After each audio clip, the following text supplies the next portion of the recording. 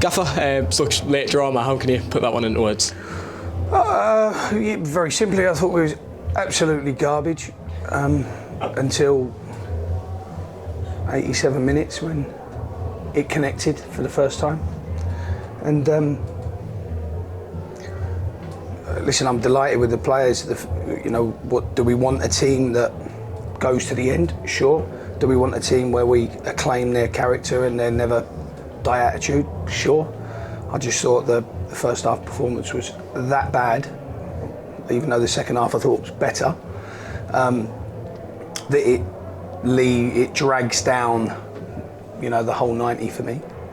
And it was a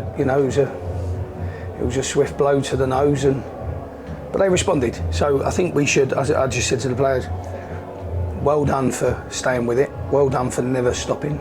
Well done. But, we all know we have to be a lot better than that. Yeah, can you pinpoint an area which needs improving and what went wrong in that performance today? The first half was definitely the team selection.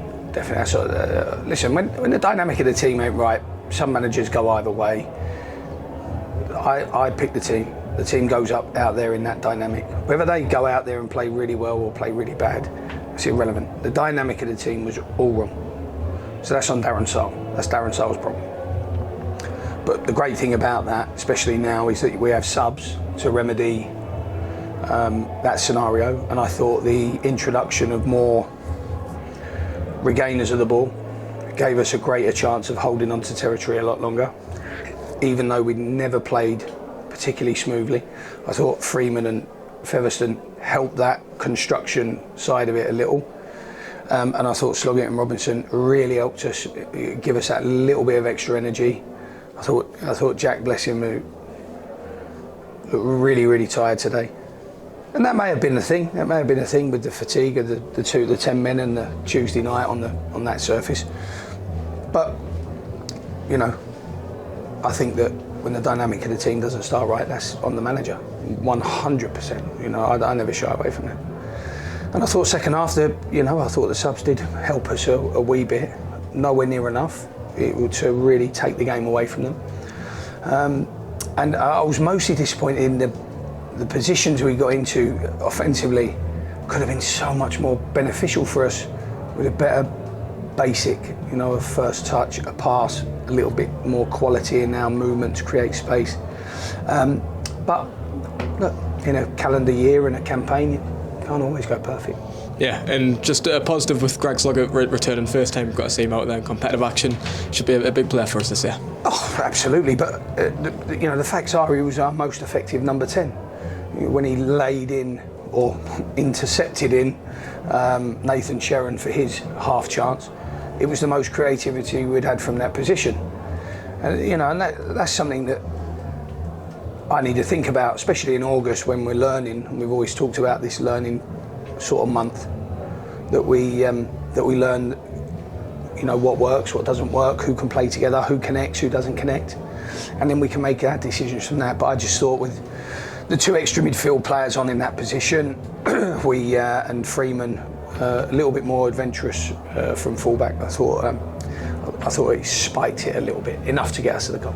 Yeah, and then just another word on one of the subs. Nicky Featherstone hitting an important milestone for the club today, entering the top 5 all-time appearances. Incredible. Just a word on him you've mentioned. Incredible. Well, you see him. He comes on, and he's Nicky Featherstone by sun, rain, or howling gales. Nicky Featherstone is him every time he plays. So he makes him a real reliable player to include or put into the team, because you know exactly what Nicky Featherstone does, and that's a big thing. I think when you're trying to make solutions or picking teams, when they line up in the tunnel, do you know 100% what's going to come out the other side? And I think when you put Nicky into a game, you always know he's going to have that courage to get on the ball a bit more and play a little bit more.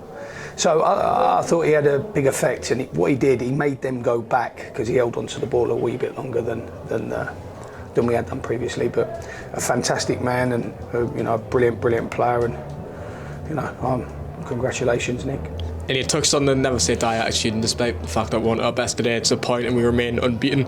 How is the mood in the dressing room? Yeah, I think it's weird because a week ago we got a 0-0, felt like a win.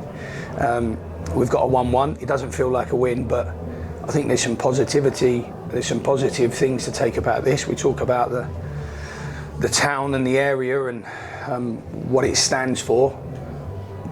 We've had a team that's gone to the full extent of the time of the clock today.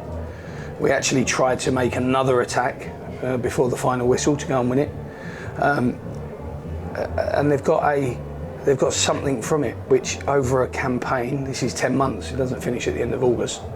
You know, over a campaign, those points when you're not been great are going to be really worthwhile. And big message at half time was if we can't win it, we certainly don't want to lose it. So I think the players deserve some sort of recognition for that attitude and mentality.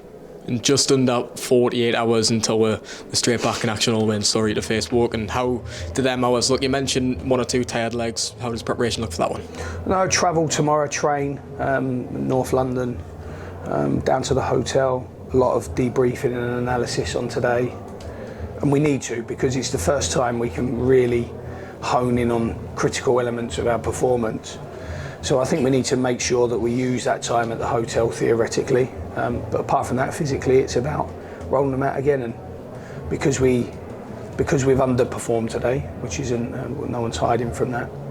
You know, it makes Monday an even bigger opportunity to try and get a win to keep that balance of 3 points, 1 point, 3 points, 1 point. So it'll be an important game for us for sure.